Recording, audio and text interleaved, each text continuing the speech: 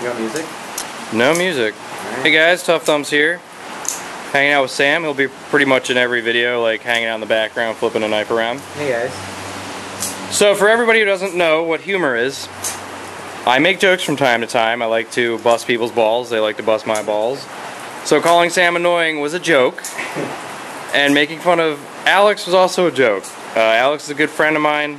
He knows I'm kidding around, so please guys, I would never call out somebody like that in a mean way. So, I mean, it's pretty much common sense. I wouldn't do that.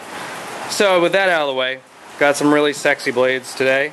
EDC in my custom Strider, SNG, gorgeous knife.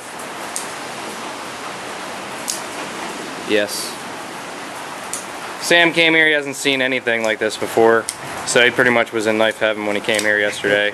Definitely. It had to be pretty awesome. I mean, I can only imagine seeing all those knives at once. He's definitely in love with the Tim Britton Tango. Oh my goodness. It's a great knife. I gotta do a video on that one. Strider's gorgeous.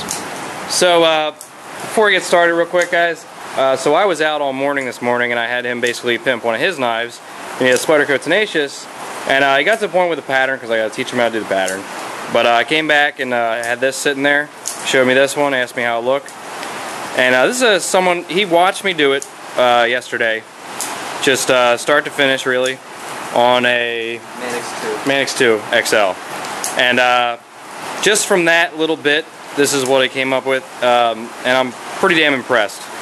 He just has to put the little recessed area for the lock bar and a pattern on pretty much, and it's pretty damn good. I mean, a Tenacious is not an easy knife to pimp. It really isn't. It may seem like it's an easy thing, but everything on this, there's like a million parts. The tolerances are just really weird. So we'll see how this looks at the end, guys, but it's definitely got some promise going on there. All the holes look good, the countersinking's good, so I think this guy is a spy from another knife pimper. I think he's actually, you're actually solo knife reviews, aren't you? No. No? Okay. Damn. Never mind. I thought he was. No way. So yeah, I guess it looks good, guys. So we'll see how the progress goes. And basically what I'm going to train him to do is basically get to this point on knives. Make sure everything's perfect so I can do the pattern on them. Just to get some stuff out of here faster. A lot of stuff's getting done now. He's keeping my head straight, so definitely working out, guys. So I got two Brous Blades and a Southard. One with a new pattern on it that I'm really excited about, and the Southard, I'll do the Southard first just to kind of thank the guy who got me this camera. I basically traded it for this knife and a pimp job. A little bit of an epic story behind this one. When he wanted my Southard flipper, which is pretty difficult for me to let go of, but for the camera it was worth it to make better quality for you guys and you know, showcase my work a lot better. So put the Southard in the shop to get ready to get pimped. And lo and behold, it vanishes off the face of the earth. So unfortunately, it's gone. So I basically had to get another one. And luckily, a customer of mine had one that had some scratches on it, which does absolutely nothing bad for me, because I can fix that in seconds. So got a good price on it, and this is the result. So the untouched blade here. Yes, this is what it looks like when I come in from the side, yeah. But when you're actually here, it's pretty cool. Southard blade, still one of my favorite knives. I really miss it, and if anybody wants a pimp job for one, feel free to make that offer. I definitely will probably take it. I have a soft spot for it. So like you've seen many times in many other knife pimpers videos, lightning strike carbon fiber, looking pretty as usual from Composite Craft. But this one's a little bit more epic than the rest here. It's got the really dark green anodized titanium. My camera's gonna die. It is? In like seconds. Hopefully not. Lightning strike over travel. Can I grab you a charger or anything? No, you gotta take the battery out to charge it. Fantastic. So hopefully I get through this quickly. So it's gonna be a short video, guys. Liners are bronzed, standoffs are bronzed, hardware's bronzed, satin blades, satin pot clip screws. I do that on purpose, kind of tie the two together because it's the only satin thing on here. Just, I don't know, aesthetically I think it's right. Centering's perfect, regardless of what some people will say. Cut myself today pretty badly. Not with a knife, with a razor blade. So yep, that green looks amazing. It's actually almost OD green, which I'm pretty excited about. So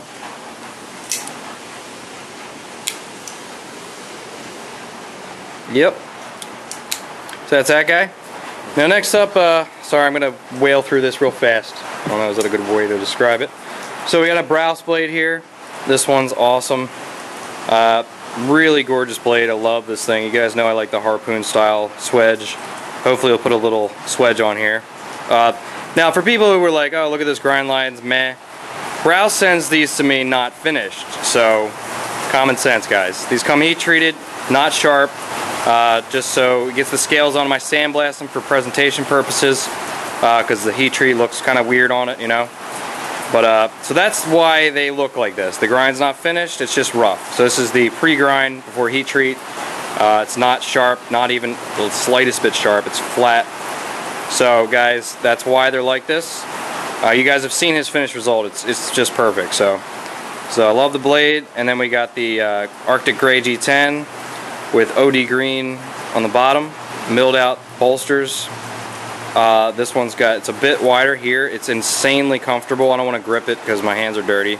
But this knife is awesome. I love it. I definitely love it. He's absolutely obsessed with it. So he says he wants to pick one up.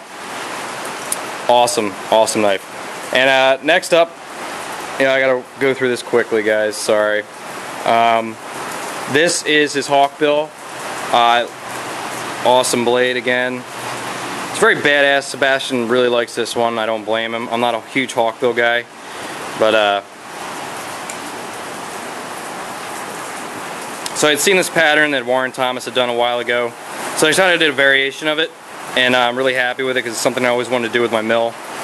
So you got the gray and black G10 in like a radial pattern, I guess you'd say. I did this with a mill. It took a very long time, but the result, I was very excited about it actually. The whole time it actually turned out good, and it flows with the rest of the knife really well. Now if anybody's saying I'm biting Warren Thomas's style, I give credit to where credit's due. That's why I call the Anzo pattern the Anzo pattern. Warren Thomas has done this on some of his knives. Not exactly the same, these are a little tighter, but you know, Warren Thomas doesn't own the pattern, and he's a good dude, and you know, so it's no big deal. So don't think I'm stealing it from anybody. Just had to explain that in case anybody got worried. But you know, this pattern is definitely something I can combine with other things, and doing it on the mill is really cool. And you see the layering, it's nice and rough. It's really grippy but smooth at the same time, and just perfect on this knife. And I pretty much couldn't sleep after doing this pattern because I was so excited about it.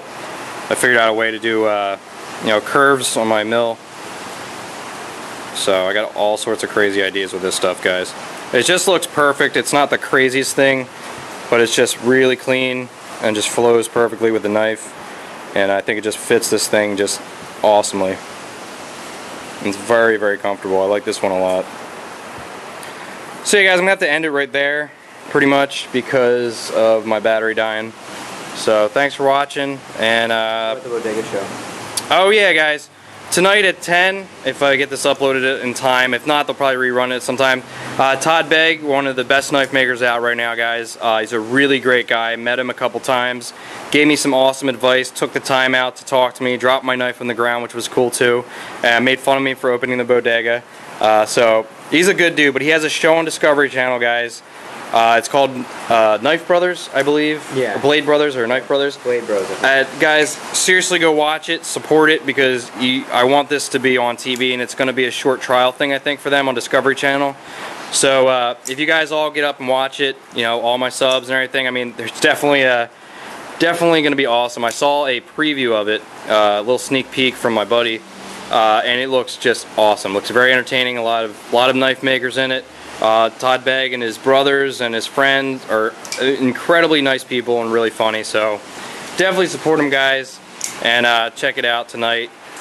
So what's today? Today's Friday night. Yeah. It's on after Sons of Guns premiere, and yeah, check it out, guys. So anyway, guys, have a nice night. Thanks. Peace.